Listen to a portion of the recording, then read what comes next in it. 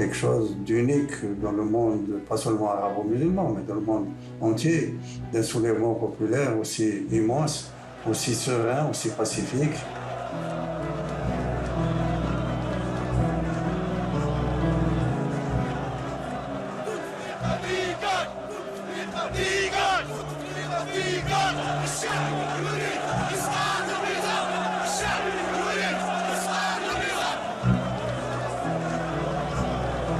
Aucune institution de la République, fût-elle l'armée nationale populaire, ne peut faire une bouchée de moi. Mais je suis l'Algérie tout entière. Je suis l'incarnation du peuple algérien. Ah bah oui, Bouteflika, c'était Pharaon. C'était « je suis indestructible. Je vais vers la présidence à vie. L'Algérie m'appartient ».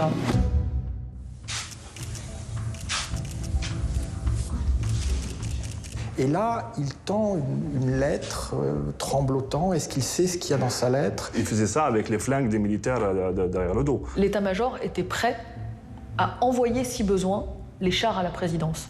Bouteflika avait imaginé une fin glorieuse et il a eu une fin pitoyable. Bouteflika, en 20 ans, a réellement construit un régime totalement corrompu. On s'est libéré du colonialisme. Aujourd'hui, on se libère de ce qui est venu après, c'est-à-dire la dictature. Est-ce que c'était écrit la démission de Bouteflika? Oui, c'était écrit, c'était inévitable, il était impensable que même les plus conservateurs continuent à s'entêter pour maintenir au pouvoir un homme qui ne pouvait plus effectivement l'exercer.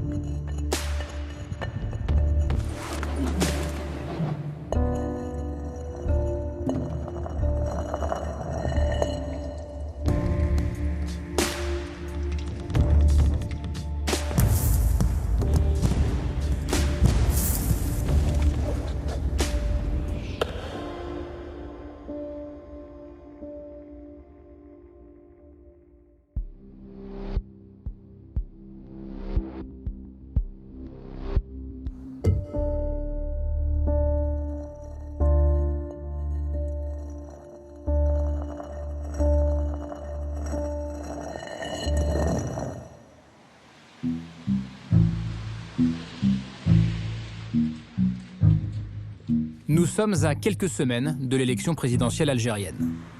Abdelaziz Bouteflika vient d'enchaîner 4 mandats, 20 ans d'un règne sans partage. Ce jour-là, à Alger, dans la salle de la Coupole, le FLN, le parti au pouvoir, lance sa candidature pour un 5e mandat. Seulement voilà, le vieil homme de 82 ans est très malade depuis des années. Ses apparitions en public sont rarissimes. Impossible pour lui de faire campagne. Dans des écrans géants, des clips avec des images d'archives d'un président fringant, en pleine forme. J'ai l'honneur d'annoncer que le FLN présente la candidature du combattant Abdelaziz Bouteflika. En l'absence du président candidat, c'est un cadre qui va faire campagne. Il y a un fameux meeting, le meeting de la Coupole, qui appelle à la candidature de Bouteflika, avec un cadre, un portrait. Vous pouvez nous raconter ce qui se passe à ce moment-là? Oui, là, le président a disparu. Donc, c'est son cadre qu'on agite dans tous les événements officiels. Et donc, en l'absence du chef, ces partisans qui agitent son cadre décident qu'il va concourir, il va offrir son corps et ce qui lui reste d'esprit à l'Algérie pour un 5e mandat. Pour soutenir le cadre, un public venu de tout le pays, avec des cars spécialement affrétés pour l'occasion. Ces soutiens aux candidats fantômes ont été achetés avec des sandwichs, de faux militants, surnommés depuis les cachéristes.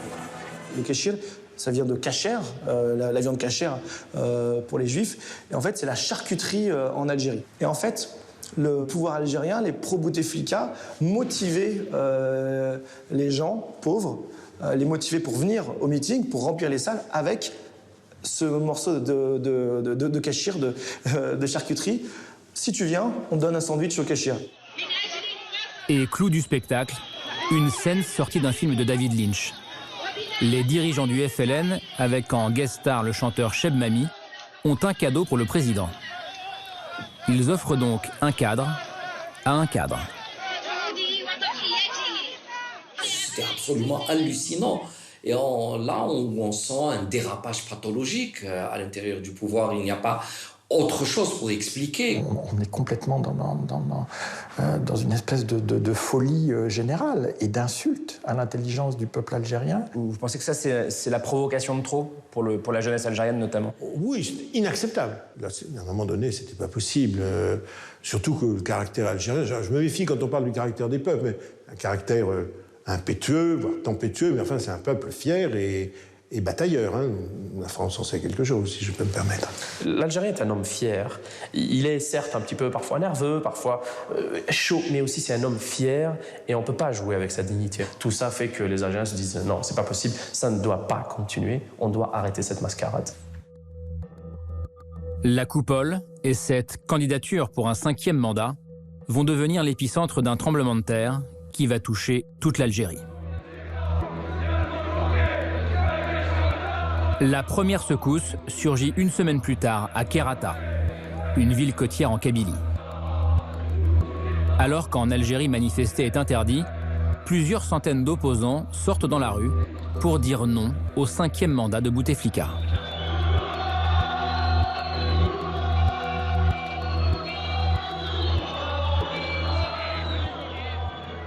Ça a commencé à Kharata, j'ai vu que les gens exprimaient leur refus au 5e mandat. C'était une première pour moi, je ne savais pas qu'on... En fait, dans ma tête, c'était Bouteflika, on ne pouvait pas être contre Bouteflika. On était contre, mais on ne pouvait pas exprimer notre refus, en fait. La colère se propage ensuite à Kenchela, à l'est du pays. Le maire FLN de cette ville a accroché une affiche géante de Bouteflika sur sa mairie. Les manifestants n'ont plus peur et prennent d'assaut le bâtiment. Et on va voir à partir de ce moment-là des portraits de Bouteflika, des posters de Bouteflika arrachés dans plusieurs villes d'Algérie. Voilà, alors au cadre qui est brandi dans les cérémonies officielles répond la destruction de l'icône, de l'image du président, des portraits géants qui étaient affichés ici et là. Le portrait est piétiné. Des images impensables en Algérie, quelques jours plus tôt. Je m'y attendais pas. C'est vrai qu'en fait, son portrait est devenu... il faisait partie de l'Algérie. On le voyait partout.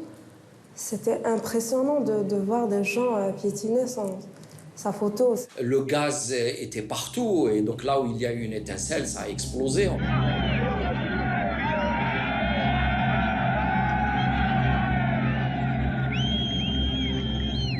Et ça m'a encouragée, en fait. J'ai su que le peuple ne va pas se taire dorénavant.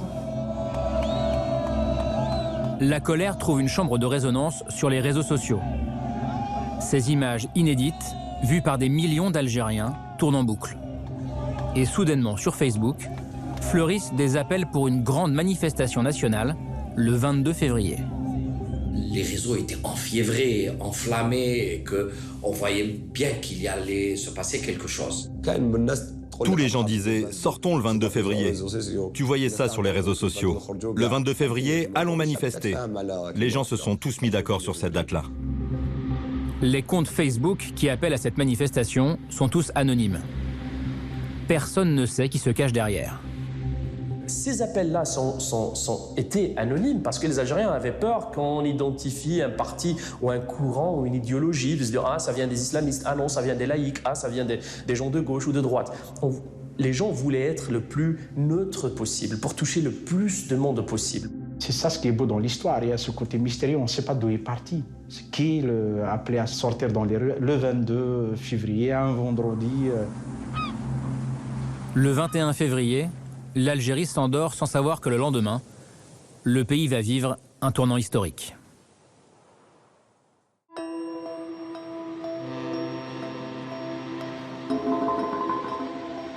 La manifestation est prévue pour 14 h.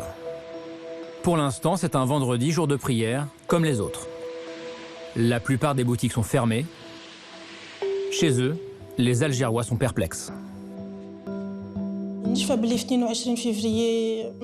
Je me souviens le 22 février. Toute la matinée, je me suis demandé si j'allais sortir ou pas. J'étais dans un dilemme. Je ne savais pas si c'était bien ou mal, si ce n'était pas une erreur d'aller manifester.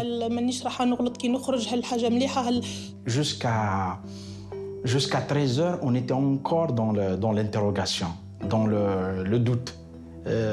Les Algériens vont sortir ou non.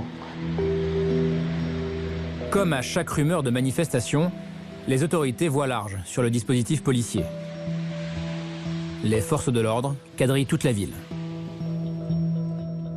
Ça ne dissuade pas Sofiane Djilali, un opposant à Bouteflika. Avec d'autres militants de son parti politique, ils rejoignent le centre d'Alger.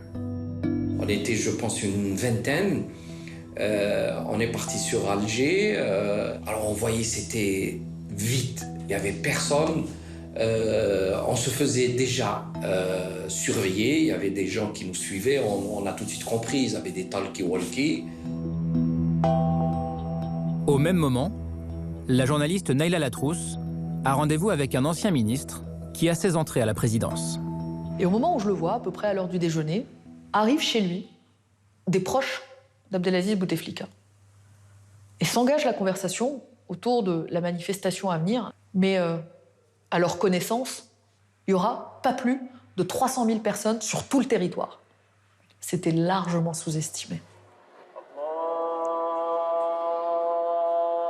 14 h, fin de la prière. L'Algérie retient son souffle.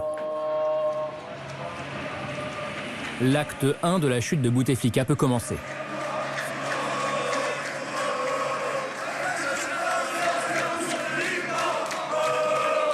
Les rues se remplissent en quelques minutes. Les manifestants arrivent des 4 coins d'Alger et se retrouvent très vite face au barrage policier. D'un seul coup, la foule avait pris de l'ampleur, le barrage policier s'est effondré et il y avait des clameurs partout et la rue était inondée de monde. On ne sait même pas d'où c'est venu. Aucune ne réalisait ce qui se passait. Et tout le monde, on est nombreux, c'est vrai que les gens viennent, ça prend, on y va.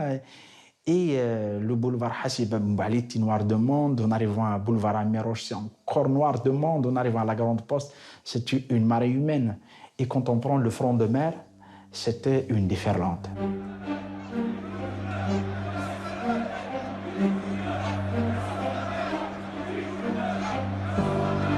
Plus d'1 million de personnes ont inondé les rues de la capitale.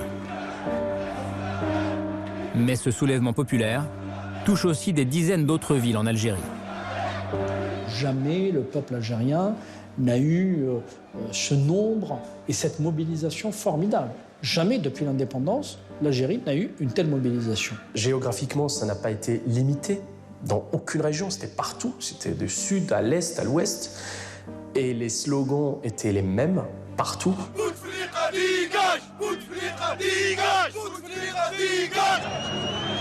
En briguant un 5e mandat, Abdelaziz Bouteflika a jeté son peuple dans la rue. Le président algérien, jusqu'ici intouchable, est la cible de tous les slogans.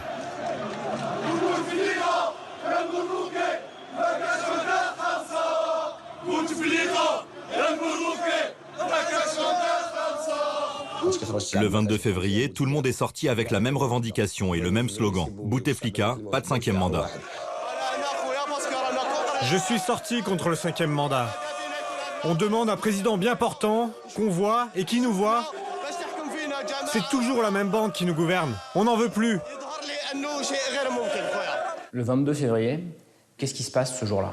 Il y a cette espèce de découverte de la force d'un peuple dans la rue, quand il décide justement de reprendre en main son destin, de se dresser, de ne plus se laisser faire. Tout le monde était sorti pour récupérer un espace et pour récupérer la citoyenneté. J'ai trouvé ça comme une renaissance. Comment vous dire, une sensation extraordinaire de liberté.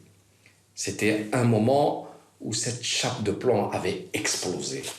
Et je crois que personne n'oubliera ce jour. Le Irak, qui signifie littéralement mouvement en arabe, est lancé et ne s'arrêtera plus.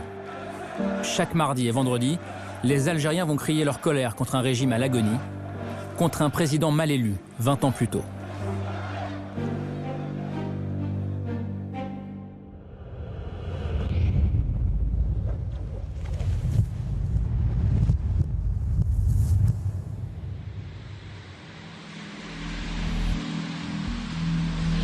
En 1999, l'Algérie sort de 10 ans de guerre civile. Le pays est à genoux, fracturé de toutes parts. Pour tourner la page de ces années sanglantes, une élection présidentielle anticipée est organisée. Les candidats à l'élection ont décidément beaucoup Thierry Tullier suit la campagne pour France 2. Les électeurs sceptiques que leur vote peut changer les choses en Algérie.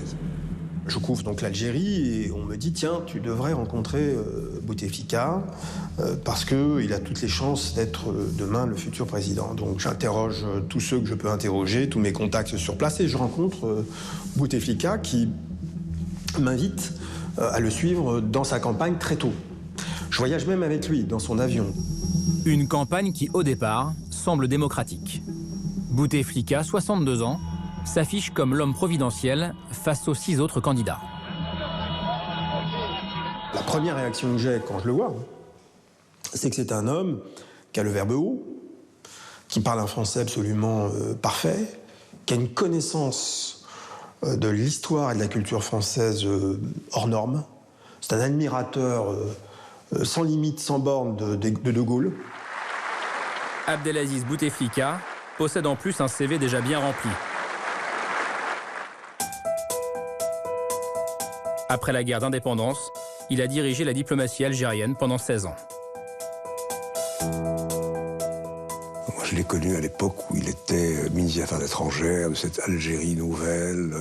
Il incarnait cette volonté de l'Algérie de faciliter la libération des peuples à travers le monde. À l'époque, il a un look années 60. Hein. Il a la chevelure un peu laissée aller. C'était le plus jeune ministre de l'époque, ministre à 26 ans, de la jeune République algérienne, avec tout l'aura de l'Algérie de l'époque. J'ai remis un message du président Boumedienne au président de la République française et qu'en particulier, il y a dans ce message une invitation du président Boumedienne au président de la République française à visiter l'Algérie. Il n'y a pas 40 ans et déjà il côtoie Kennedy, il côtoie Castro, il côtoie Nasser, les grands du monde, etc.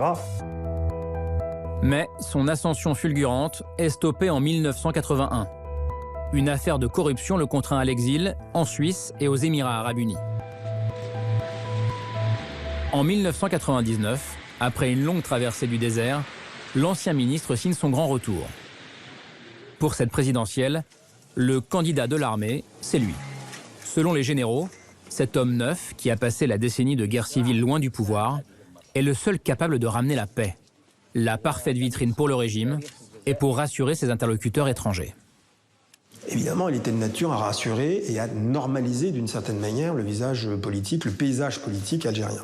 L'administration roulerait pour Abdelaziz Bouteflika, que tous présentent comme le favori. Soutenu par les appareils officiels, beaucoup voient en lui le prochain chef de l'État. Quand il arrive, l'armée est affaiblie et fragilisée au niveau international. Donc il a une mission, c'est de réhabiliter l'image de l'Algérie à l'étranger. Tous les moyens de l'État étaient mis à disposition d'Abdelaziz Bouteflika. Peut-être même un peu trop. Des soupçons de fraude vont très vite entacher le scrutin à venir. La campagne dérape. On espère que ça va se passer dans de bonnes conditions et dans l'honnêteté surtout. Les autres candidats, eux, en ont la certitude. Les dés sont pipés d'avance. Tous les autres candidats, à part Bouteflika, vont faire un communiqué commun et décider de se retirer de cette élection. Nous décidons notre retrait collectif des élections présidentielles et la non-reconnaissance de la légitimité des résultats de ce scrutin. Les candidats expliquent que l'élection est jouée d'avance, qu'elle est truquée, que ce n'est pas une élection ouverte, que ce n'est pas une élection transparente, que les urnes seront bourrées, qu'en réalité c'est l'armée qui organise cette élection, qui installe Abdelaziz Bouteflika sur un fauteuil. Et badaboum, le rideau tombe. C'est-à-dire qu'en vérité, on n'est plus tout à fait dans une élection classique. Il n'y a plus d'élection. Pourquoi voulez-vous qu'il vote? Pourquoi voter, il n'y a plus d'élection? Pourtant, l'élection aura bien lieu, avec un Bouteflika seul en lice. Au micro de Thierry Tullier, il menace même les électeurs qui oseraient ne pas voter pour lui. Si je n'ai pas un soutien franc et massif du peuple algérien, je considère qu'il doit être heureux dans sa médiocrité. Et après tout, je ne suis pas chargé de faire son bonheur bien malgré lui. Je ne suis pas un chercheur de pouvoir. Pas plus que quelqu'un qui est atteint de messianisme politique. Il rompt incontestablement avec le style de ses prédécesseurs. C'est un érudit, c'est un homme éduqué, donc en gros, il a une vision du peuple algérien comme étant plutôt ses obligés ou ses sujets que comme des citoyens. Un ton méprisant pour son peuple et une victoire écrasante comme prévu. Son score affiche 74% des voix. 74%, c'est quand même respectable. Je n'aime pas les 99%. Bouteflika était le seul candidat, donc il ne risquait pas de perdre. Il est arrivé premier. À peine élu, il fait déjà descendre les Algériens dans la rue. Les manifestants dénoncent un coup d'État par les urnes. La majorité des Algériens, ils n'ont pas voté, c'est faux. Trop, c'est trop. On ne respecte pas. Bon, on peut dire que ça a commencé à déraper depuis le début, parce qu'il n'a pas été élu. Il a été placé presque de force par l'armée. Je pense que là, déjà, il y avait un véritable souci, parce que déjà, le message est très clair. Le message est pas d'alternance, pas d'opposition. On a besoin d'un chef, on met un chef. Donc déjà, c'était mal parti. L'armée, faiseuse de rois, affiche une nouvelle fois son rôle prépondérant dans la politique algérienne. Et Bouteflika, le mal élu, s'installe sur le trône pour 2 décennies.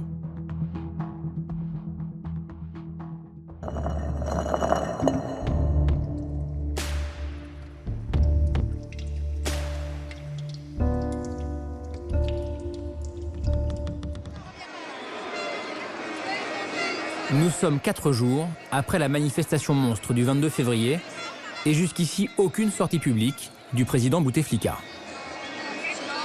Depuis quelques années, à cause de sa maladie, il a physiquement déserté le palais présidentiel. Il vit dans une résidence médicalisée à Zeralda, sur les bords de mer. Le site, ultra protégé, a été aménagé par les renseignements militaires. Je crois comprendre que les autorités algériennes avaient transformé une des villas en maison médicalisée pour assurer au président Bouteflika des conditions de vie qui à la fois préservent sa santé et lui permettent d'exercer des responsabilités. On a découvert Zeralda un peu par hasard parce qu'il y avait des visiteurs étrangers importants qui allaient à Zeralda. Donc c'est à 61 km à l'ouest d'Alger, une résidence médicalisée où il est là avec tout un... Il y a même un laboratoire d'analyse afin que l'information ne filtre pas. Les informations sur l'état de santé du président algérien sont rarissimes. Mais surprise, alors que l'Algérie est dans la rue, Bouteflika, lui, est à l'étranger. Le sort d'Abdelaziz Bouteflika et celui de l'Algérie se joue en partie en Suisse. Le secret entoure l'état de santé du président hospitalisé à Genève. Abdelaziz Bouteflika, 82 ans, et donc en Suisse depuis dimanche 24 février. Azdine Ahmed Chaouch, journaliste pour l'émission Quotidien, se met immédiatement sur le dossier. J'actionne quelques sources, comme on dit, à Alger. Et là, on me dit, tu devrais, à mon avis, te rendre à Genève, mais pas de confirmation, impossible d'avoir des infos, impossible d'avoir des offs, comme on dit, de la présidence ou du gouvernement algérien, tout ça évidemment très fermé. Donc je pars à Genève tout simplement. Sur place, le journaliste apprend qu'il serait au 8e étage, dans un service VIP. Azdine Ahmed Chaouch tente sa chance et rentre discrètement dans l'hôpital. J'ai ma petite poche là comme ça de chemise et je mets mon téléphone portable là avec l'objectif qui ressort, je fais on ne sait jamais ce qui peut se passer. Je rentre, les portes sont ouvertes et là il y a un policier suisse en faction devant une chambre et une infirmière qui fait des allers-retours. Je comprends qu'il se passe un truc et là je tente un coup de bluff. Bonjour. Je veux savoir si ce Bouteflika était ici. Je sais pas. C'est qui vous... Allez voir. Ouais, ça marche. Merci, madame. Je suis non, c'est pas possible. Peut-être qu'elle l'a dit comme ça et tout. Je fais bon, donc le frère serait là. Et là, en déambulant, je tombe sur Nasser Bouteflika. Et là, je le vois, je le croise. Il passe devant moi. Effectivement, je me suis dit, c'est pas possible. J'ai regardé plusieurs fois l'image. J'ai demandé à plusieurs sources. Je me dis, mais c'est vraiment lui qui était là. Effectivement, il était vraiment... l'infirmière qui sort de la chambre sortait de la chambre d'Abdelaziz Bouteflika. Les autorités algériennes avaient affirmé qu'il ne s'agissait que d'un contrôle de routine. Abdelaziz Bouteflika va finalement rester 2 semaines à l'hôpital de Genève. De l'autre côté de la Méditerranée, alors que la rue demande toujours le départ de Bouteflika, son directeur de campagne dépose à sa place son dossier de candidature pour un 5e mandat. Malgré le climat insurrectionnel, le scoop sur son hospitalisation est pris avec humour. Tout de suite sur Facebook s'organise une campagne très rapide, très massive, virale, qui devient tout de suite virale, d'appeler l'hôpital pour demander des nouvelles, tout simplement. Puisqu'on ne nous parle pas de notre président, personne ne nous donne de nouvelles du président, nous, on va appeler l'hôpital. Universitaire, bonjour. Bonjour, madame, s'il vous plaît. Je suis à la recherche d'un malade qui est à l'hôpital Genève. Normalement, il s'appelle Bouteflika Abdelaziz. On l'a pas dans la liste de nos patients hospitalisés. Ah, normalement, madame, au 8e étage, espace privé. Et ils ont saturé le réseau. Et puis on entendait des vannes, des blagues sur ça. Ok madame, donc si tu peux lui transmettre un message de l'appel du peuple algérien, dis-lui qu'il ne revient plus en Algérie, on n'a plus besoin de lui, ok? Donc ils ont appelé, ils ont fait semblant d'être des livreurs de pizza. Mon livreur, il est coincé au 8e étage. Et là, ils ont commandé une 5e pizza. C'est pas mal celle-là. Et ils doivent payer les 4 pizzas, sinon il n'y aura pas de 5e pizza. C'est aussi simple que ça. Mais l'état de santé d'Abdelaziz Bouteflika n'a pas toujours fait rire les Algériens. Depuis quelques années, le pays est gouverné par un président fantôme.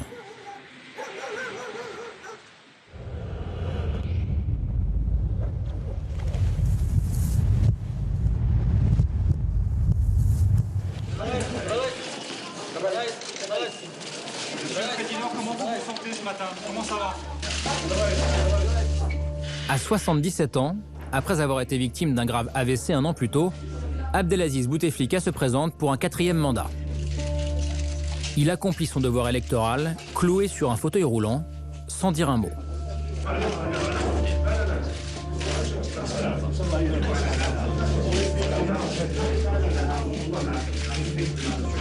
Il est dans quel état physique? Dans quel état mental?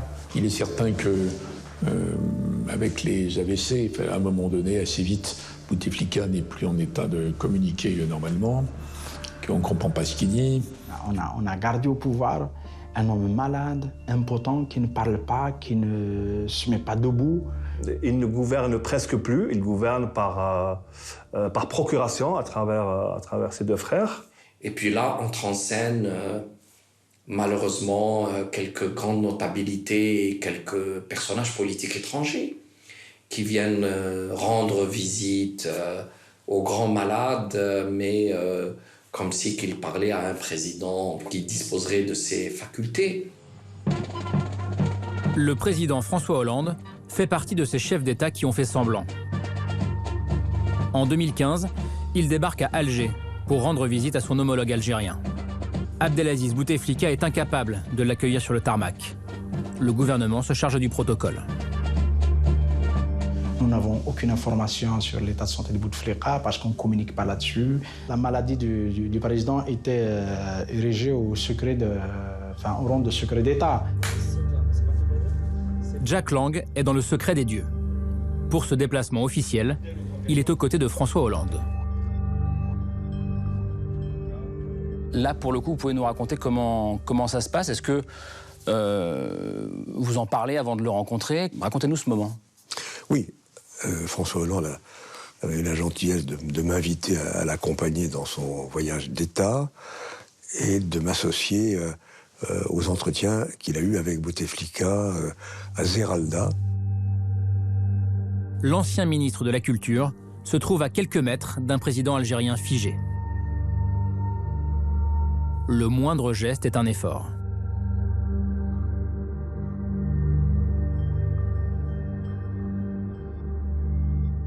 L'entretien, en raison de sa situation physique, a duré un certain temps, puisque Bouteflika devait reprendre sa respiration en permanence, et nous devions nous-mêmes patiemment, respectueusement, attendre qu'il puisse reprendre son souffle et poursuivre son raisonnement. À la sortie de cet entretien, pas question pour François Hollande de faire un bilan de santé. Lors de son point presse, il va s'en sortir avec une pirouette. Vous m'interrogez sur sa santé, je ne suis pas médecin. Et je ne viens pas comme médecin. Le président Bouteflika m'a donné une impression de grande maîtrise intellectuelle. Et même, c'est rare de rencontrer un chef d'État qui a cette alacrité. Tous les confrères et consoeurs qui étaient présents étaient « c'est quoi ce mot, alacritas, d'où il sort ça ?» Donc on était tous plongés dans Google Translate, qu'est-ce qu'il veut dire? C'est là où j'ai découvert ce terme, je suis parti voir Larousse.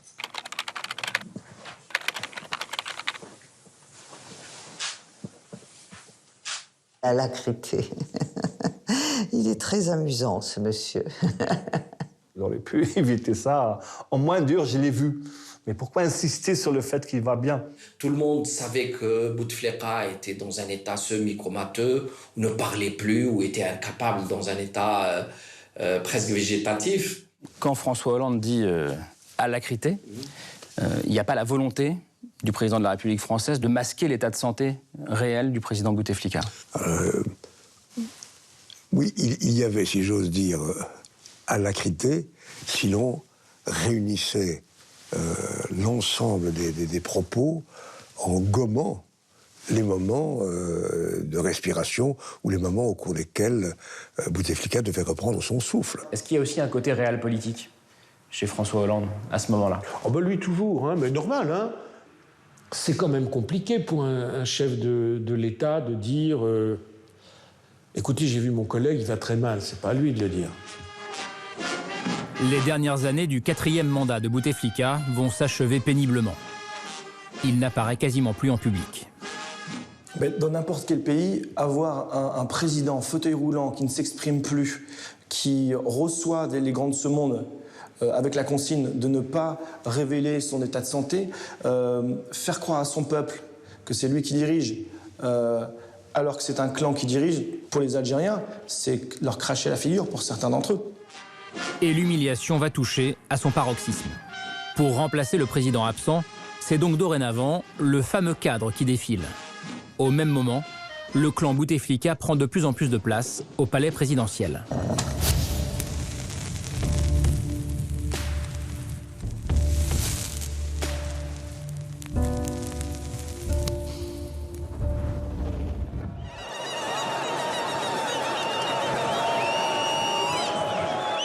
Très vite, dans les manifestations qui suivent le 22 février, des slogans anti-corruption font leur apparition.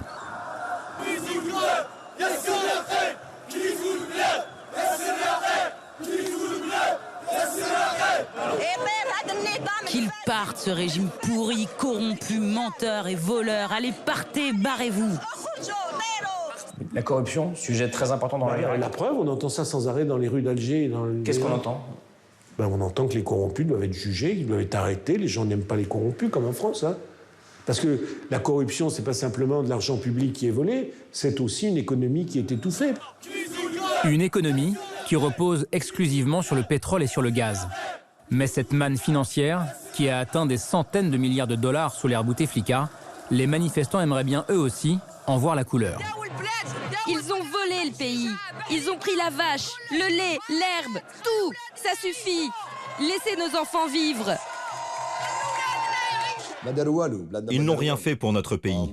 Rien pour l'éducation, rien pour la santé, rien du tout. Ils n'ont rien construit. Ils ont volé. Voilà ce qu'ils ont fait. Les Algériens observaient au quotidien le train de vie de ces oligarques locaux, de ces barons locaux qui s'enrichissaient sans honte but, se construisaient des palaces, roulaient carrosses. Et eux, le commun des Algériens, vivaient au quotidien dans la difficulté, quand ils n'étaient pas au chômage, ou même quand ils avaient un emploi très précaire. Dans les cortèges, Bouteflika est grimé en homme de paille. L'épouvantail du président malade protège un clan qui pille les ressources du pays. Dans la ligne de mire des manifestants, un autre Bouteflika, Saïd, le frère cadet du président.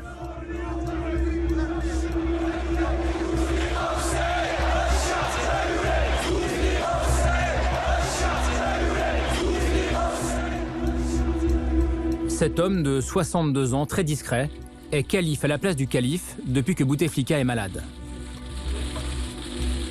Selon les manifestants, ses liens avec le milieu des affaires le placent au cœur de tous les soupçons de corruption. Saïd Bouteflika, il a été officiellement chargé des questions informatiques.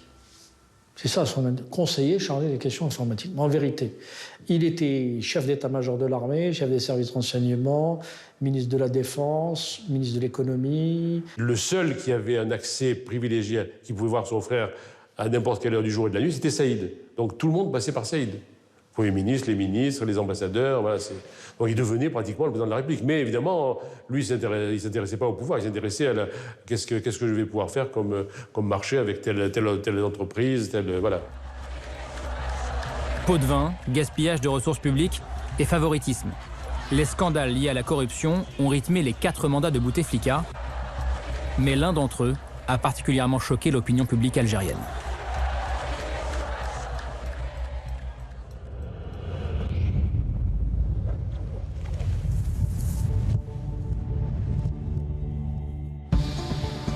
Avril 2009, des ouvriers achèvent un tronçon d'une autoroute qui doit traverser le pays d'est en ouest. Une infrastructure qui doit changer la vie des Algériens.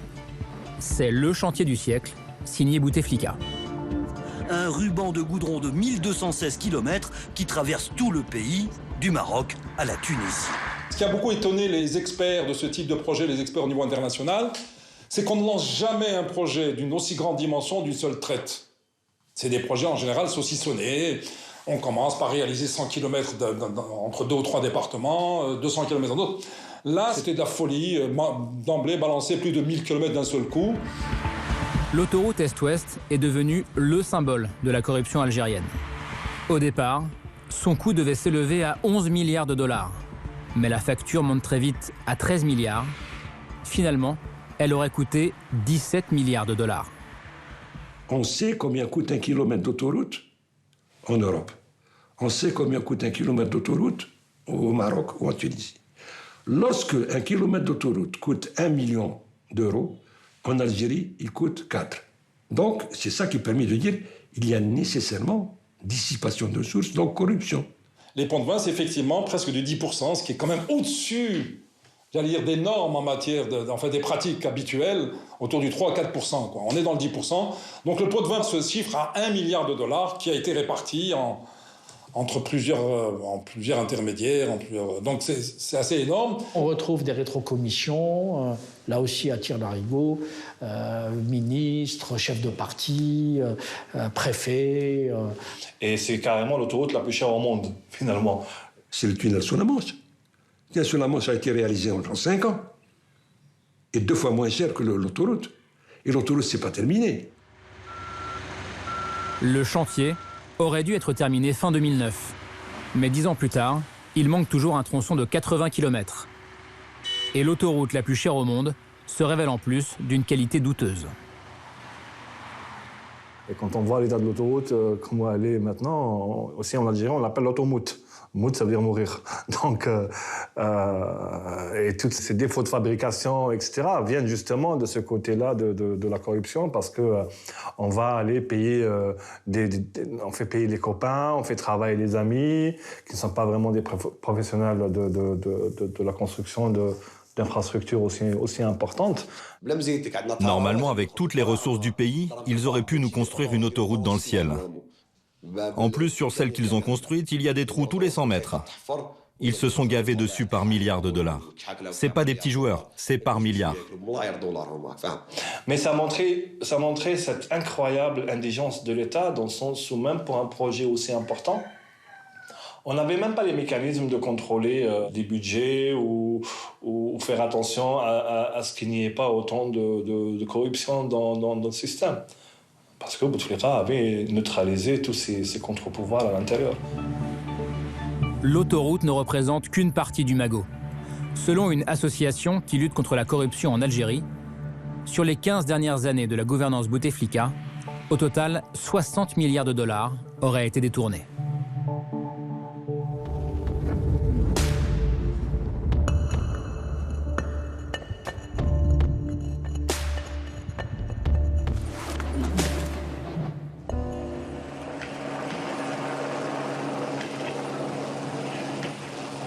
Deuxième vendredi de manifestation.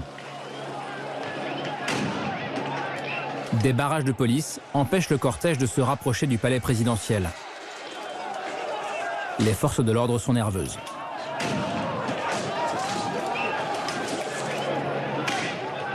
Mais entre deux tirs de gaz lacrymogène, la foule se met à gronder un slogan.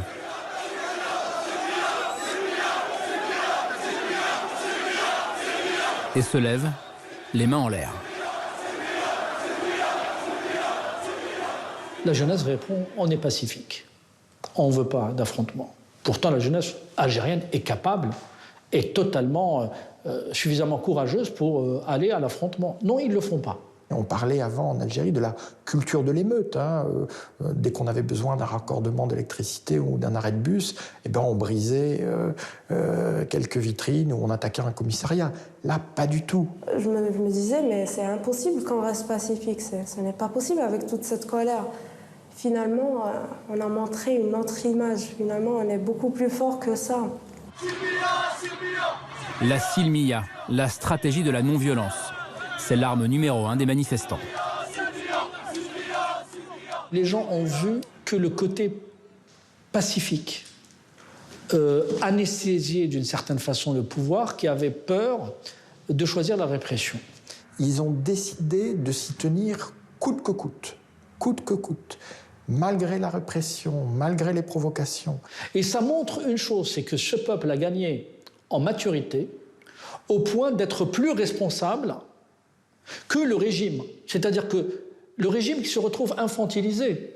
Et on a même vu des scènes incroyables où des policiers, qui étaient 3-4, arrêtent un manifestant au milieu de la foule. La foule peut parfaitement libérer le manifestant, mais ça veut dire qu'il va y avoir un incident. Et donc, ils laissent le manifestant se faire arrêter. Mohamed Tadjadit est l'un des visages de ce mouvement pacifique.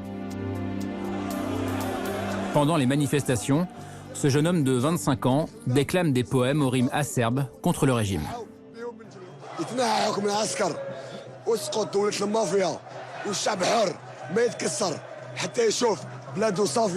Pour ses vers contestataires et pour ses publications sur les réseaux sociaux, celui que l'on surnomme le poète du Irak a passé plus d'1 mois et demi en prison pour atteinte à l'intérêt national. Ils ont réprimé le peuple pour le faire sortir de son pacifisme. Ils ont tout fait pour rendre le peuple violent. Ils nous ont frappés, ils nous ont provoqués. Mais les manifestants n'ont pas bougé. Si nous avions réagi, ils auraient eu un prétexte pour nous réprimer sous couvert de maintenir l'ordre. Mais le peuple est conscient de ces manipulations. Plutôt mourir que de devenir violent. Qu'ils nous tuent même, qu'ils nous tirent dessus. On leur dit, continuez à nous tirer dessus, allez-y. Mais on ne rentrera pas dans le cycle de la violence. Face à la répression, voici la réponse en mode silmiya.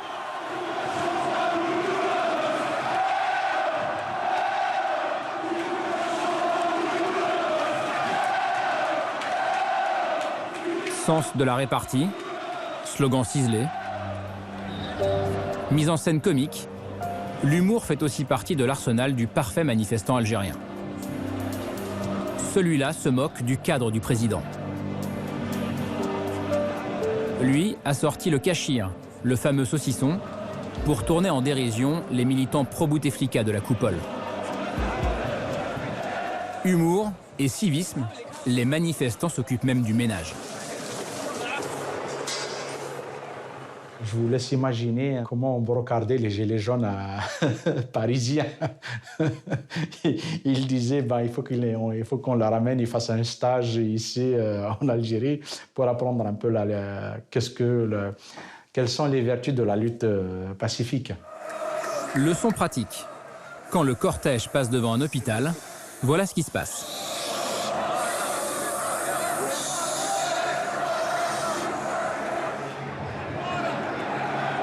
Silence pour ne pas déranger les malades.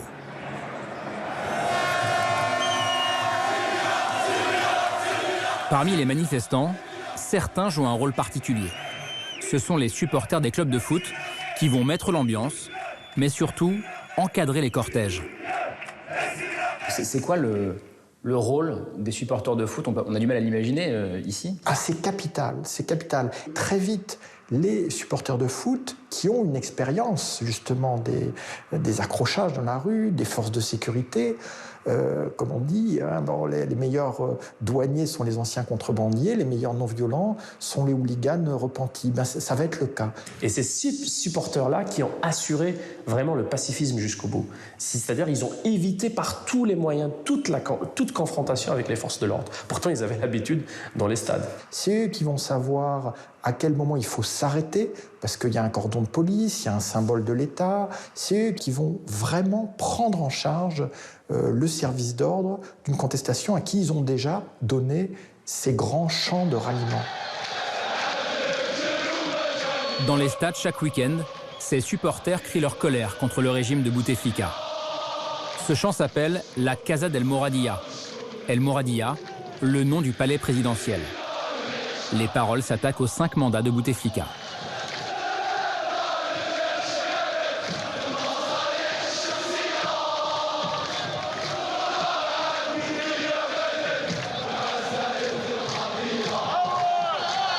Les tribunes de foot, rare espace de liberté dans un pays où la contestation est muselée.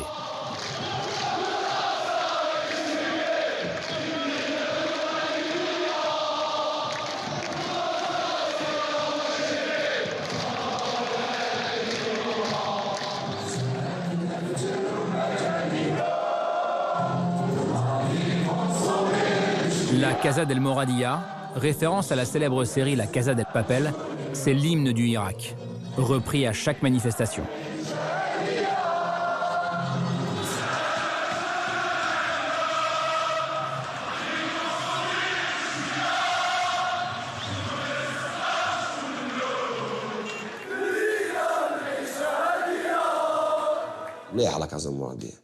Elle est magnifique, cette chanson.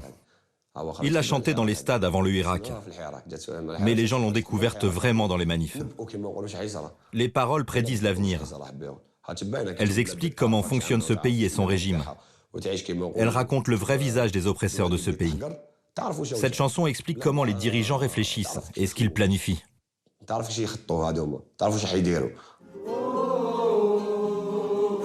Un chant mélancolique et contestataire pour crier une soif de paix et de liberté. Avec cette stratégie de la non-violence, les Algériens veulent éviter que se répète un scénario qui a traumatisé plusieurs générations d'Algériens.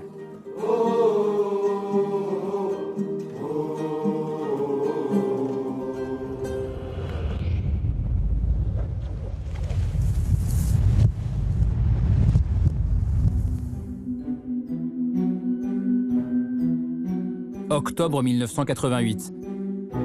De violentes émeutes éclatent un peu partout en Algérie. Étudiants, chômeurs, syndicalistes, tous se soulèvent contre la hausse des prix et la pénurie alimentaire. Leur slogan face à l'armée est presque toujours le même, donnez-nous de la semoule. Il y a eu des émeutes du pain, il y a eu des émeutes de la farine. Il y avait des Algériens qui n'en pouvaient plus face aux conditions de vie qui leur étaient faites dans un pays, rappelons-le, qui dispose de ressources. Le pouvoir répond par la force. Des chars sont postés au coin des rues. Les militaires tirent à vue. Une répression sanglante qui fait plus de 500 morts. L'armée enlève immédiatement les corps et ne les rend pas aux familles, probablement pour éviter toute comptabilité des morts, ce qui augmente encore les désirs de vengeance. Face à la pression des islamistes qui récupèrent la colère du peuple, le FLN engage des réformes. C'est la fin du parti unique. Une nouvelle constitution est promulguée. En 1991, des élections législatives sont organisées. Le premier tour donne la victoire au FIS, le Front islamique du salut, un parti qui prône entre autres la charia. Le pouvoir, qui se sent menacé, annule le processus électoral. En gros, on a le sentiment que les islamistes avaient le sentiment que le pouvoir était à portée de la main. Des élections avaient été interrompues entre les deux tours parce que justement il risquait d'avoir un raz-de-marée islamiste. Décision prise sans aucune information de la France naturellement, encore moins consultation. Décision algérienne du système algérien militaro-politique. Le FIS est dissous. Des groupuscules islamistes prennent le maquis. Le GIA, groupe islamique armé, sème la terreur. L'Algérie bascule dans la guerre civile. Ce qui se passe, c'est que vous avez d'un côté des islamistes qui se mettent à tuer, d'abord les forces de sécurité, dès 1992, après l'arrêt du processus électoral, ensuite les intellectuels et les journalistes, ensuite les chefs de parti, associations, ensuite les universitaires, les femmes qui refusaient le voile, et ensuite tout le peuple algérien. 2 explosions, la panique et l'horreur. Le premier attentat contre une manifestation publique en Algérie. La décennie noire a été réellement une abomination. Elle a été toute l'Algérie. Les villes, les villages ont fait l'objet de meurtres, d'assassinats. Vous ne pouvez pas vous déplacer en Algérie. Moi, il m'est arrivé de me déplacer un peu clandestinement, escorté par des gens qui étaient des gardes du corps, en vérité, parce qu'on ne travaille que comme ça, mais pas officiel. On ne savait pas si on n'allait pas tomber sur un faux barrage de l'armée tous les jours. Entre Kabylie et Alger, entre Alger et Oran, il y avait des faux barrages. Bon. Donc, les Algériens n'en peuvent plus. La décennie noire aurait fait entre 100 et 200 000 morts, ainsi que des milliers de disparus. Il faudra 10 ans à l'armée pour mater la guérilla islamiste. Il y a eu une lutte antiterroriste qui a été menée de façon implacable et totalement brutale par les forces de sécurité et par le pouvoir, qui a évidemment tué des terroristes qui avaient des armes en main, mais qui a tué aussi des islamistes qui n'étaient pas armés.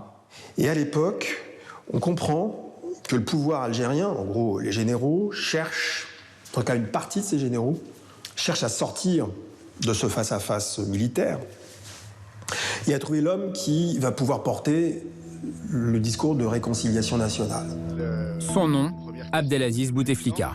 Par rapport à la guerre civile... Tout juste élu en 1999, il met en place la Concorde civile, une loi d'amnistie pour tous ceux qui acceptent de déposer les armes.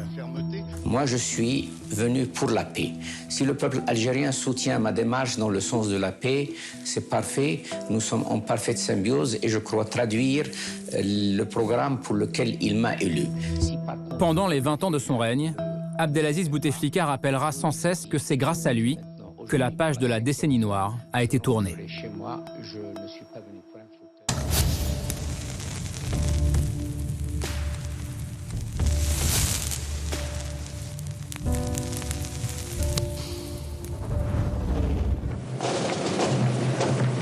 Retour en 2019. L'insurrection dure depuis 12 jours. Abdelaziz Bouteflika est toujours hospitalisé à Genève, mais il reste candidat. Pour protéger le président, l'armée entre en scène. Tous les jours, la télévision algérienne diffuse des images du puissant chef d'état-major de l'armée, Gaïd Salah, qui fait le tour des casernes du pays. Ce jour-là, dans son discours, il tente une manœuvre pour sauver le régime. Devant un parterre impressionnant d'officiers, il agite l'épouvantail de la décennie noire. Grâce à l'éradication du terrorisme, l'Algérie a pu réunir les facteurs de sa stabilité. Mais aujourd'hui, certaines parties sont dérangées de voir l'Algérie stable et sûre. Ils veulent la ramener aux douloureuses années de la décennie noire, années où le peuple algérien a vécu toute forme de souffrance et payé un lourd tribut. Il a menacé en disant on va revenir aux années 90 en agitant le spectre islamiste. Donc, ça, c'est le logiciel du pouvoir. Et quand les manifestants rentrent chez eux le soir, au programme de la télévision publique, la propagande du régime. À chaque échéance, à chaque manifestation, quand ça bougeait un petit peu, quand il y avait des revendications par-ci, par-là, eh ben, on avait la télévision nationale ou les autres, Nahar, Shourouk et tout le reste, ben, qui lançaient un documentaire sur la décennie noire. Une musique angoissante et des images traumatisantes que nous avons floutées. Une guerre civile menée par des terroristes qui ont commis les pires massacres et les pires atrocités contre l'humanité. À la fin, ils disent, voilà, si tout ça n'existe plus, bah c'est grâce à Bouteflika et c'est grâce à la politique de Bouteflika. L'Algérie est sortie du chaos sans aucune aide étrangère. Grâce à Abdelaziz Bouteflika, le pays a tourné une page effroyable de son histoire.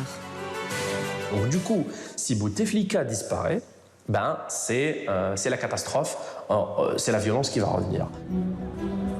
Problème pour le régime, son logiciel de propagande est aujourd'hui obsolète. La moitié de la population algérienne a moins de 30 ans. Dans la rue, en ce mois de mars, cette vieille rengaine du retour de la décennie noire ne fonctionne plus sur cette jeunesse. Dans le passé, ça marchait. Ils passaient leur temps à effrayer les gens avec le retour de la décennie noire. Mais maintenant, le peuple n'a plus peur. La décennie noire ne peut plus revenir. En 30 ans, le peuple a évolué. Ils ne peuvent plus nous avoir. On a vu ce qui s'est passé. Notre société est traumatisée de ce qui s'est passé. Mais c'est cette nouvelle génération qui n'a pas vécu cette période qui a le courage d'affronter ce pouvoir, si je peux dire. Donc maintenant, on n'a pas peur. Le jour où Gaïd Salah parle de décennie noire, bah, on en rigole dans les rues. On en rigole et on répond juste le lendemain. Hein.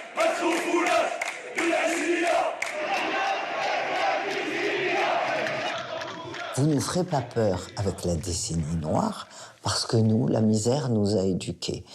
Ça, c'est une réponse immédiate aux manipulations ou au discours du pouvoir qui dit « rentrez vite chez vous ». Ça veut dire que les arguments du pouvoir ne fonctionnent pas sur cette jeunesse. Exactement. Ils tournent à vide.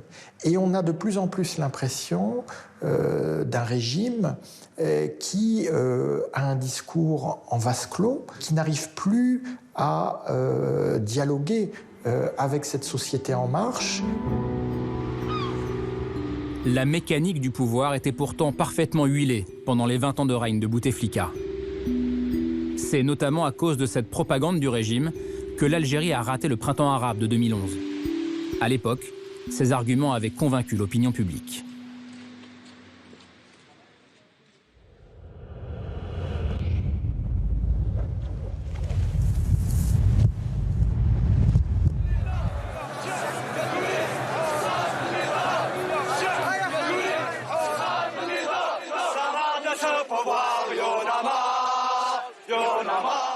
« 12 février 2011.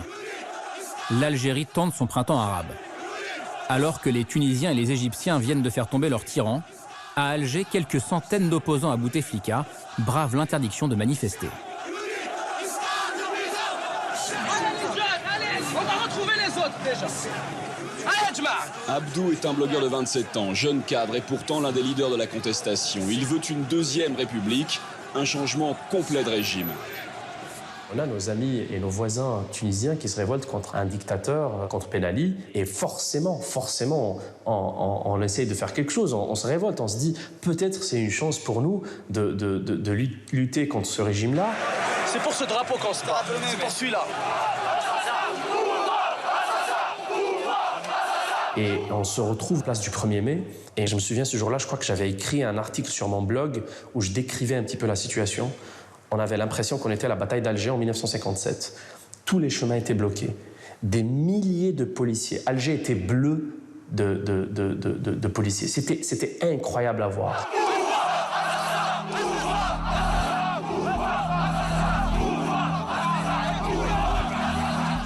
Abdou et ses amis vont vite déchanter. Le jeune homme se fait arracher par des policiers en civil.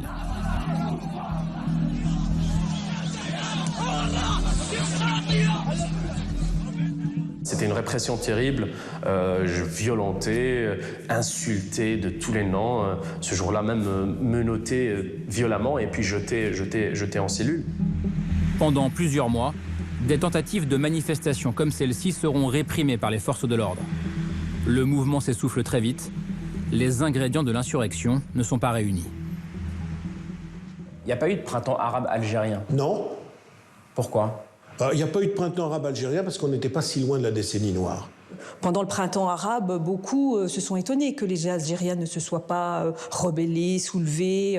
Sauf que le peuple algérien était à ce moment-là assez résigné parce qu'il sortait de 10 années de terreur dans les années 90 et n'aspirait qu'à une seule chose, c'est-à-dire à vivre en paix, en toute tranquillité. Et donc n'aspirait pas effectivement à être dans la rue.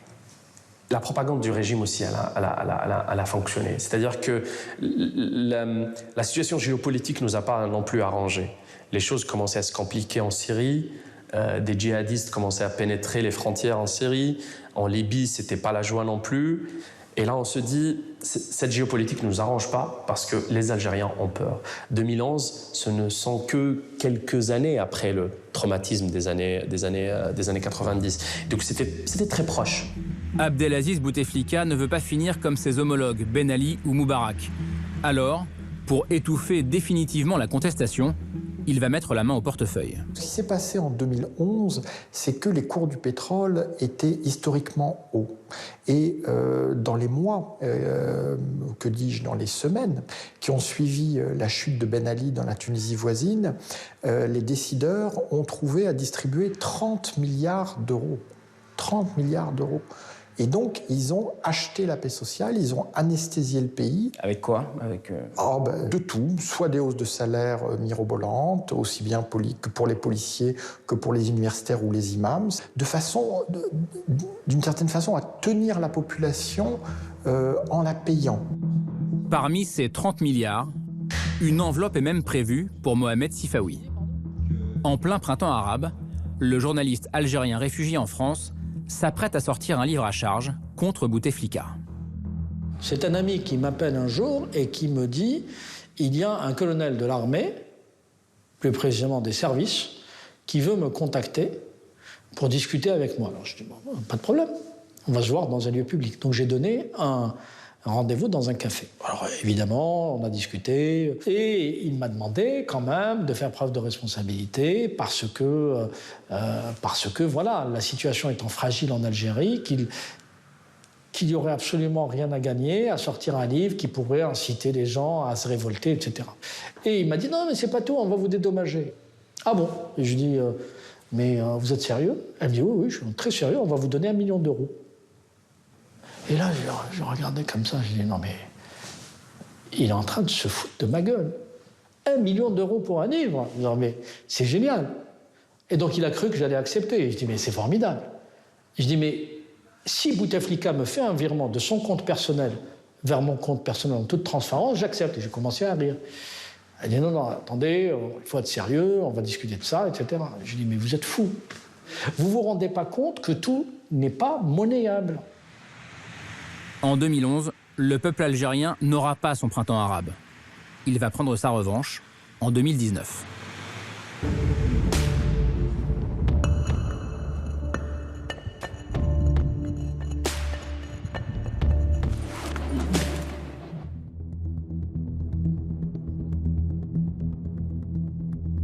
Troisième semaine de manifestation.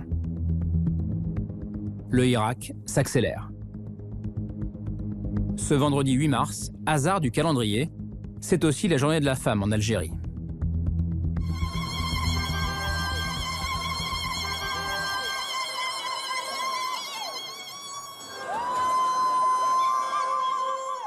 Les femmes algériennes se réapproprient elles aussi l'espace public. C'est extraordinaire. Là, tout bascule le 8 mars. Le 8 mars, depuis l'Algérie socialiste, c'est la journée internationale de la femme. C'est une fête qui avant était organisée par le parti unique et qui sentait bon la naphtaline. Là, ça redevient une fête populaire. C'est un vendredi. Et les femmes descendent en masse. Et surtout, elles descendent grand-mère, mère, fille, petite-fille. Un jour historique pour l'Algérie. Grâce à sa jeunesse, elle a réveillé tout le pays. C'est-à-dire qu'on avait la moitié de la société qui descendait dans la rue, qui disait « pas question que l'histoire s'écrive sans moi ».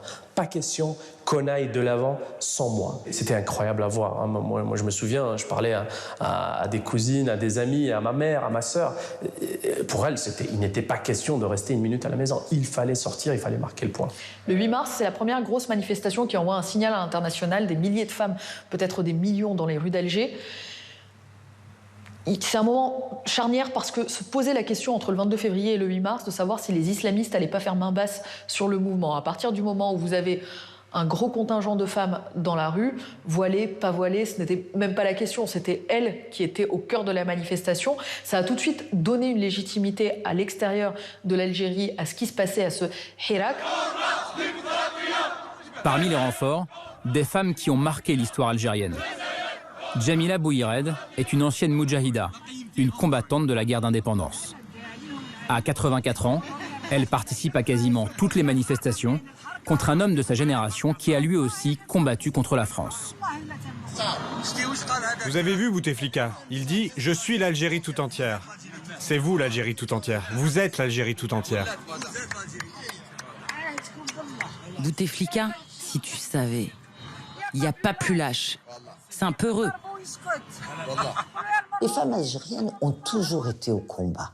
À la guerre de libération, elles sont sorties en nombre. Elles ont fait leur première association de femmes en 1947. Elles ont porté les armes, elles ont tiré, elles ont soigné, elles ont nourri, elles ont tout fait, toutes les fonctions. Et on voit cette interconnexion entre deux générations que tout sépare finalement en termes de ton, et je crois que 70 ans d'intervalle. Cette connexion a permis aussi aux révolutionnaires d'être rassurés, c'est-à-dire de se dire finalement on est dans la même lignée de la libération nationale. On s'est libéré du colonialisme, aujourd'hui on se libère de ce qui est venu après, c'est-à-dire la dictature. Ça a donné cette caution historique et morale à la révolution. Des hommes, des femmes, toutes les générations réunies. Le 8 mars, c'est l'Algérie tout entière qui se retrouve dans la rue, main dans la main. C'était un moment incroyable. Vraiment un moment incroyable parce que les Algériens ont fait corps. Voilà, les islamistes étaient à côté de féministes, des barbus qui chantaient Jazer, Hora, Démocratia, Algérie libre démocratique. C'est le slogan des laïcs qui était chanté par les islamistes à la sortie des mosquées. Les gens allaient faire la prière avec le drapeau algérien. Voilà, il y a des choses, des vieilles dames en chaise roulante qui étaient dehors, des bourgeoises incroyables avec leurs sacs qui défilaient avec les jeunes supporters de Babelwad et de Belcourt.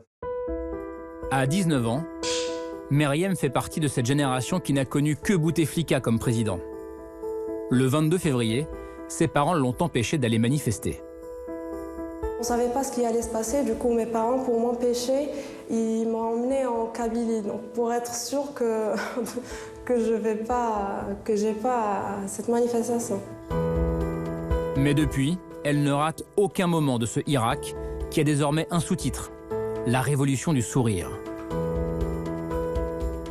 Chaque vendredi, Meriem, étudiante en communication, immortalise cette union nationale en photo, mais surtout avec une vidéo.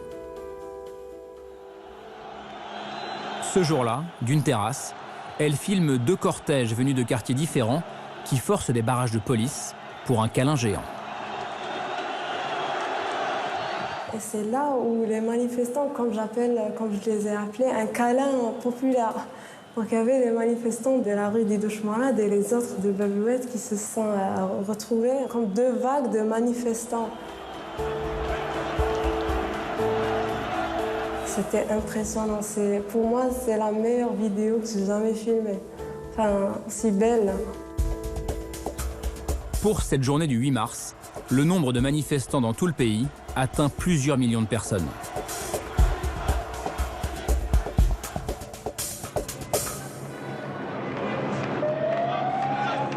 Face à ce raz-de-marée, les autorités hésitent à décréter l'état d'urgence.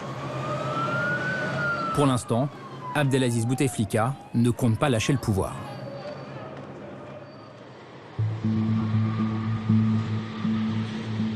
Mais 2 jours plus tard, coup de théâtre. Le chef d'état-major de l'armée, Gaïd Salah, prend de nouveau la parole et, surprise, il soutient le mouvement populaire. L'armée nationale populaire partage les mêmes valeurs que le peuple. L'armée et son peuple sont liés par une affection, une solidarité et un amour réciproque. Ils partagent une vision commune pour l'avenir de l'Algérie. À partir du moment où il a vu que le rapport de force s'est complètement inversé, il n'y avait aucun moyen pour eux d'avancer avec la même politique, il a commencé à lâcher et il a pris la parole pour dire voilà, on a quand même les mêmes aspirations. À partir de ce moment-là, il était évident que le régime Bouteflika ne pouvait plus tenir. Une fois qu'il a perdu en fait l'appui franc de l'armée, il a dû se dire c'est le moment de négocier. Le lendemain, Abdelaziz Bouteflika, que certains pensaient mort, apparaît à la télévision après 15 jours à l'hôpital de Genève. Abdelaziz Bouteflika tient encore, ne démissionne pas pendant ces quelques semaines. Parce qu'on l'aide sans doute à ne pas démissionner. Ce qu'on ne sait pas et qu'on ne saura peut-être jamais, parce que c'est compliqué, c'est quel était le seuil de lucidité du président Abdelaziz Bouteflika. Qu'est-ce qu'il comprenait, qu'est-ce qu'il pouvait comprendre, même des fois des difficultés de déplacement. Qu'est-ce qu'on lui disait qui se passait. Je pense qu'à ce moment-là, il n'est plus qu'une figure iconique, si l'on veut, mais certainement plus une figure active. En coulisses, le clan Bouteflika, lâché par la puissante armée, tente de garder la main et prépare sa riposte. Ce soir-là, les médias reçoivent une lettre signée de la main du président qui annonce le report de l'élection.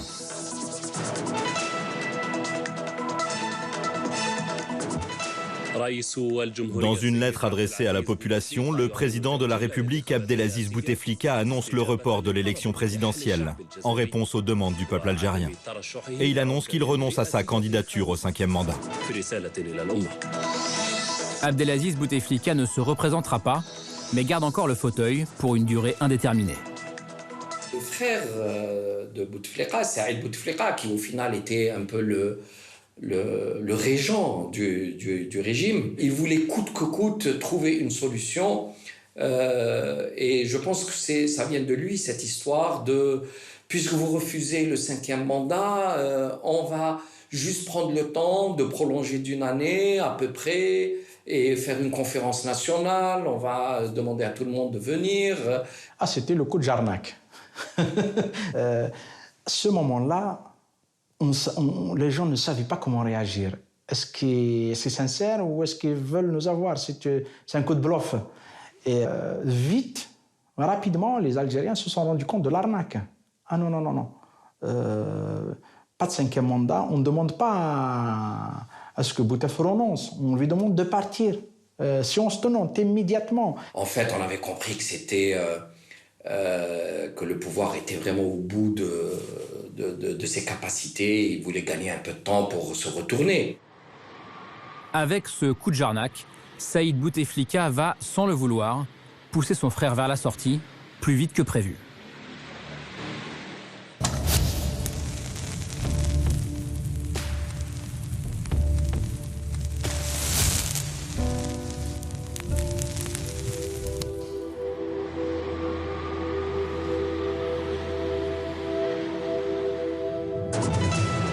العزيز بوتفليقة يعلن عدم ترشحه لعهدة رئاسية خامسة في رسالته إلى الأمة.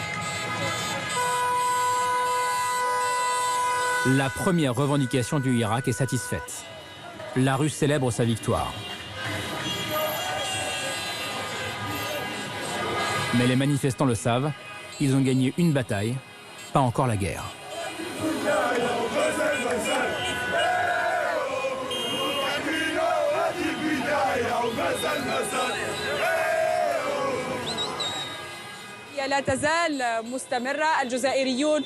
Les Algériens fêtent leur victoire. Soudain, un homme va s'incruster dans le duplex d'une journaliste, mais surtout dans l'histoire du Irak. Non, c'est pas vrai. On n'est pas satisfait. Ils ont remplacé un pion par un autre pion. Qu'ils se cassent tous. Qu'ils se cassent tous. C'est incroyable comme scène. Il y a une journaliste de médias étrangers qui filme, qui raconte que les Algériens sont heureux, contents, et on voit le jeune rentrer dans le champ de la caméra. Et on sent que la journaliste a peur à ce moment-là de ce qui peut se passer, du dérapage. Et en réalité, ce jeune, il est à l'image du Hela qui vient juste délivrer un message politique. Pour dire non. On n'est pas content, on est en colère, on ne change pas un pion par un pion, et qu'ils s'en aillent tous. Et mon message, c'est qu'ils dégagent tous, qu'ils s'en aillent tous, yetnahaouga. Avec ce geste. Le slogan en arabe, c'est devenu un slogan de la rue, ça. Ça devient viral et ça devient le slogan de la contestation.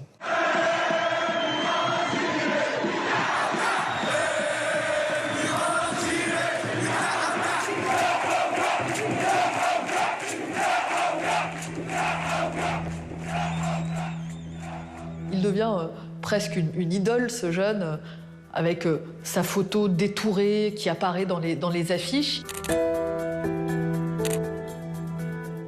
Il lance un mot d'ordre à ce moment-là qui est, en fait, il a résumé le dégagisme en quelques mots. C'est pas Abdelaziz Bouteflika ou un tel qui gère le pays. C'est ce qu'on appelle le système. C'est lui qui gère le pays. C'est pas une personne ou deux. Ce jeune homme, avec son slogan, va élargir la cible du Irak. C'est désormais ce que les Algériens appellent le système qui doit dégager. Le système, c'est les relations incestueuses entre le pouvoir de l'argent, le pouvoir politique, le pouvoir sécuritaire et le pouvoir militaire. Voilà, c'est ça le système. C'est une relation complexe, c'est un magma qui est constitué de plusieurs pôles et qui sont dans une logique à la fois clanique et mafieuse et dont la vocation, c'est de manipuler les masses à l'intérieur, de manipuler l'extérieur et de veiller à préserver le financement du régime selon leur logique à eux. Pour sauver la peau du système et de son clan face à la rue, fin mars, Saïd Bouteflika joue une ultime carte.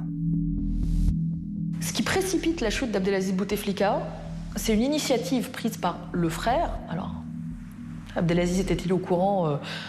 Faudra recouper et faire ce travail-là, mais Saïd Bouteflika prend une initiative qui est celle de préparer, de son côté, un plan B. Ce plan B, c'est Yamin Zerwal. Yamin Zerwal est un ancien président qui a la cote dans l'opinion publique. L'idée de Saïd, lui demander de gérer une période de transition. Bouteflika reste, on fait une période de transition et on nomme un Premier ministre qui serait le vrai président, le vrai chef d'État, et qui serait acceptable par la rue. Pour convaincre Zerwal, Saïd fait appel au général Toufik, l'un des hommes les plus redoutés d'Algérie. Pendant 25 ans, il a dirigé les tout-puissants services secrets algériens. C'est lui, sur cette photo, qui arrive pour une réunion secrète chez l'ancien président Zerwal. Une réunion est organisée entre Yamin Zerwal et l'ancien chef des services secrets, le général Toufik. Les deux hommes se rencontrent et le général Toufik explique à Yamin Zerwal qu'il est mandaté par Saïd Bouteflika pour lui demander de gérer une période de transition à la condition de mettre à la retraite Ahmed Gaïd Salah. Saïd Bouteflika pose une condition non négociable, se débarrasser du chef d'état-major de l'armée qui s'est rangé derrière le Irak. Petit problème pour le clan Bouteflika, ces tractations secrètes vont arriver aux oreilles de Gaïd Salah.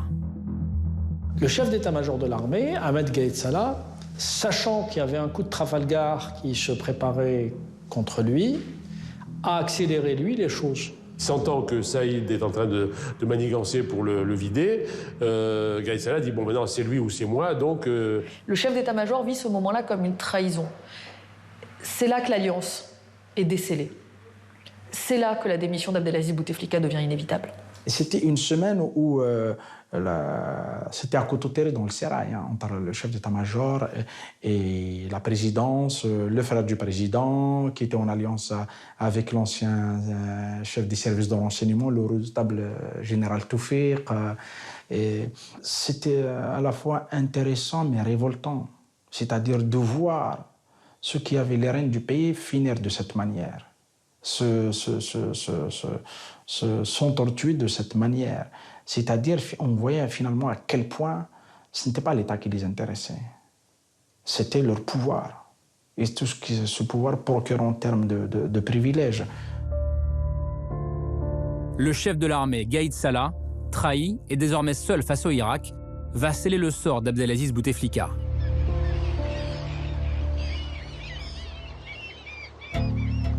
C'est bientôt la fin d'un règne qui dure depuis 20 ans.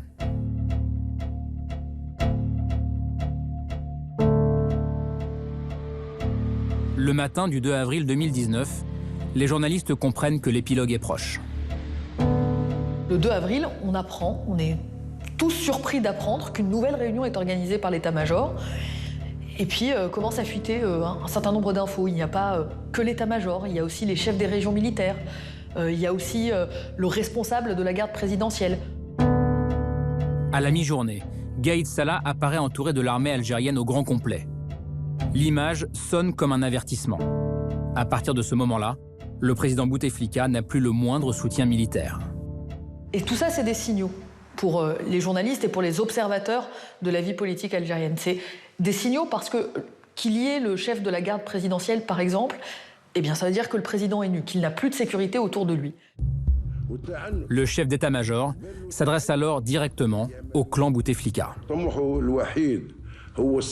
Depuis le début de cette crise, la volonté de l'armée est de veiller à la protection du cadre constitutionnel, de la sécurité du pays et du peuple contre un gang mafieux qui s'est approprié de façon illégale les ressources du pays et du peuple algérien. Il demande ensuite fermement l'application de l'article 102 de la Constitution. En cas de maladie grave et durable, le Parlement peut déclarer l'état d'empêchement du président algérien. C'est le coup de grâce. À ce moment-là, le chef d'état-major coupe la tête au président, à son frère. Ce qu'on nous raconte par la suite, c'est que l'état-major était prêt à envoyer, si besoin, les chars à la présidence. Parce que les rumeurs qui étaient à Alger, à ce moment-là, c'était un scénario à la 65 avec le coudidat Boumediene. Donc les chars vont débarquer à Zeralda, donc à la résidence médicalisée de Bouteflika. Le communiqué du ministère de la Défense, qui part à l'issue de cette réunion, demande au chef d'État de remettre immédiatement sa démission. Immédiatement. La réunion se termine vers 17h, comme la manifestation du jour.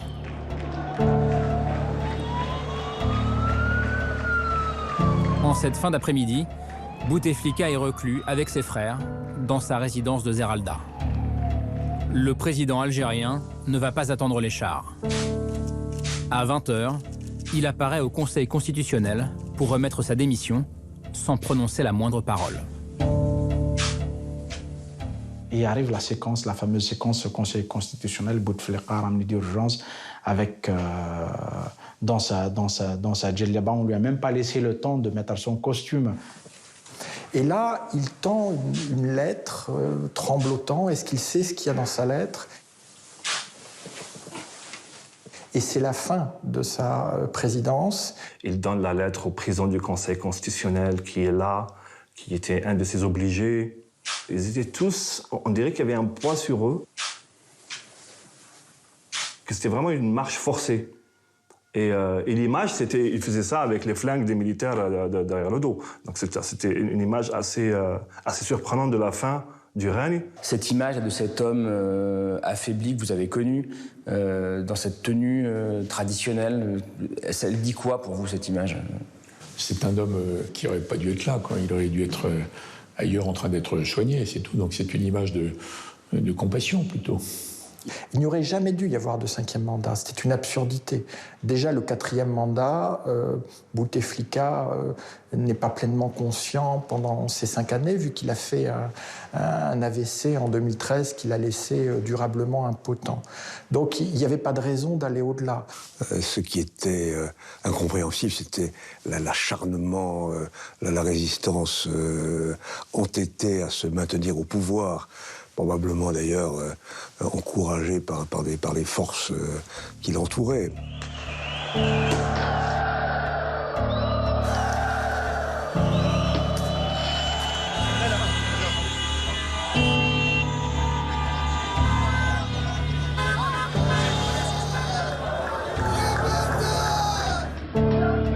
Ce jour-là, on s'est dit, finalement, quelle belle revanche. Finalement, c'est nous qui sommes là, le peuple, on est là, on est resté, et c'est lui qui part, et de cette façon. C'est la fin d'une époque, c'est la fin d'un homme qui voulait mourir au pouvoir. Bouteflika avait imaginé une fin glorieuse, et il a eu une fin pitoyable. Sa démission était une sorte de... À un moment, on a respiré. On n'a pas réfléchi tout de suite à ce qui va se passer après. C'était pas important. Le plus important de ce moment-là, c'est la démission.